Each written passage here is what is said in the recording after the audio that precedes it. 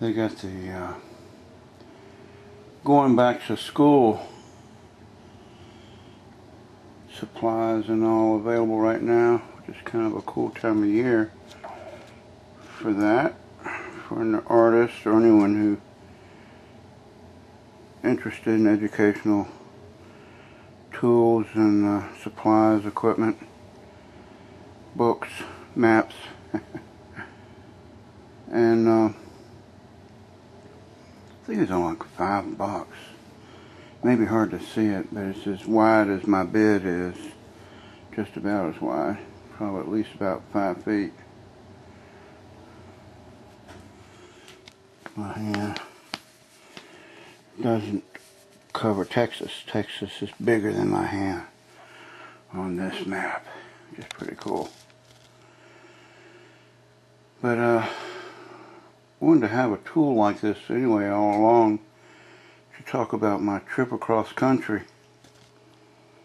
when I was a young man of 25, 26, 27.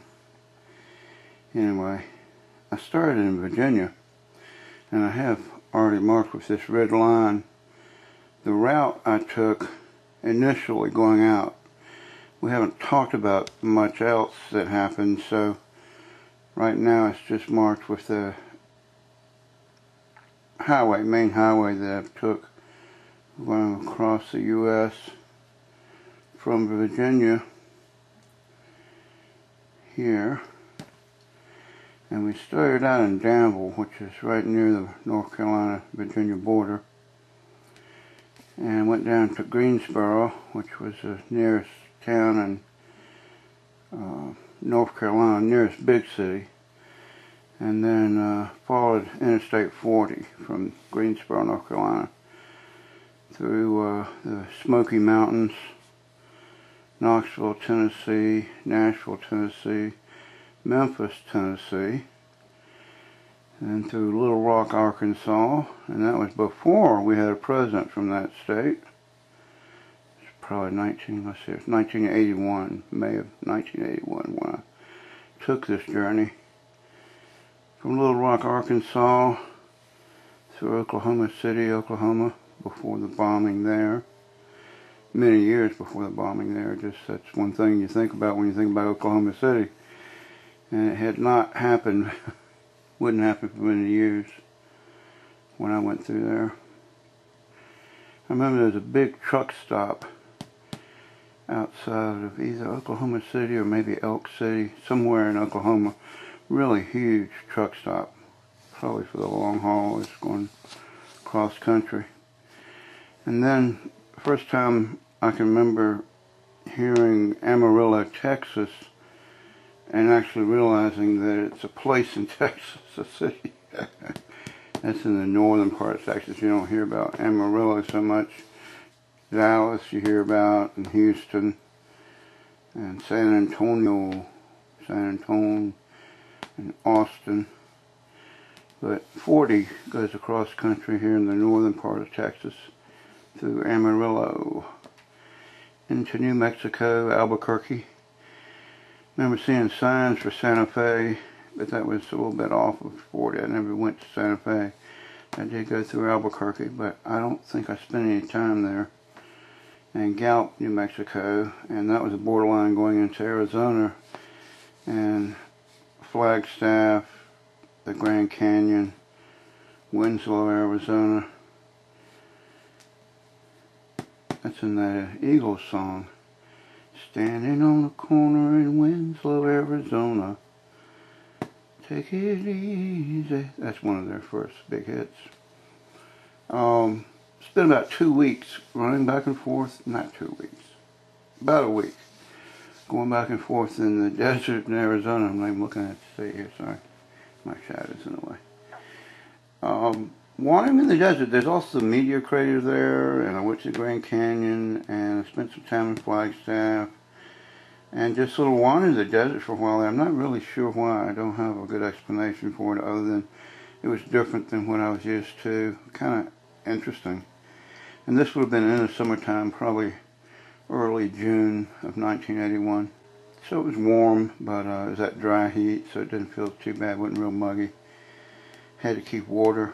That's where I learned to carry 2 bottles, 2 liters when I was walking. But then from Arizona going down through Needles, California, and the longest dry stretch in the Mojave Desert, where they actually had signs on the highway. I'd seen a few signs earlier in Arizona where that said next water facilities 10 miles or 20 miles, and I thought, and did sometimes walk those distances, like during the night, just take off, and if I got a ride, I got a ride. If I didn't, I just kept walking till morning. But I'd carry 2 liters of water with me and made it across those stretches. But the one right there before you get to Needles, I think it's actually in the Arizona part, but there's about a 60 or 80 mile stretch there that it says no water, no facilities.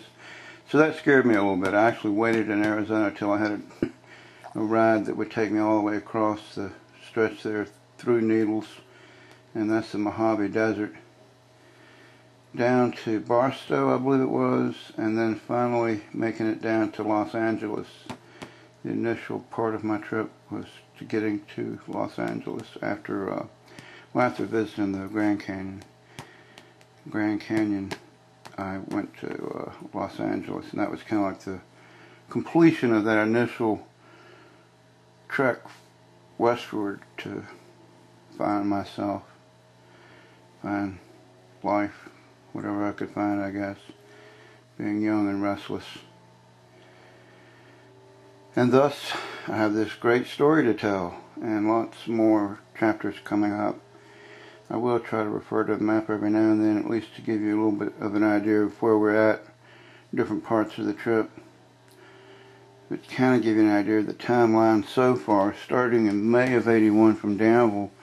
Spent the night walking to Greensboro, and then from Greensboro, spent a night there, rode through Winston-Salem to Asheville, I believe, although I may have spent a night over in Hickory.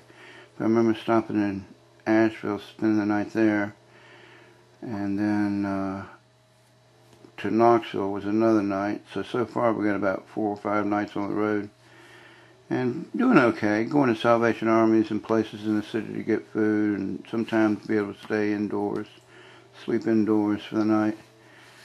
But then the main part of the trip, I didn't really stop that much. Nashville I didn't stop in. Memphis I may have stopped for a day or 2, but I don't think I stopped long there.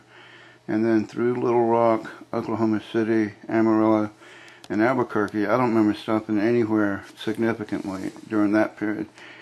So that may have been a couple of days there, days and nights.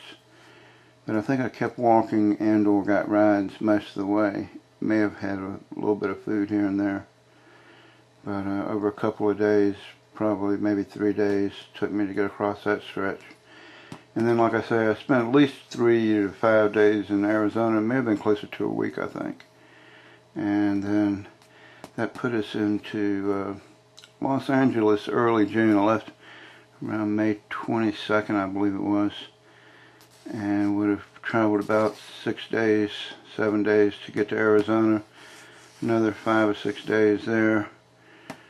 Would have been 12, 13 days. And then down into Los Angeles in another day or 2. So we're looking about maybe week and a half, 2 weeks to get to Los Angeles, that first trip out. And then the stories I've talked about going up and down the beaches there over a series of days. It's probably taken us at least another week or 2, so by then we're probably into mid-June.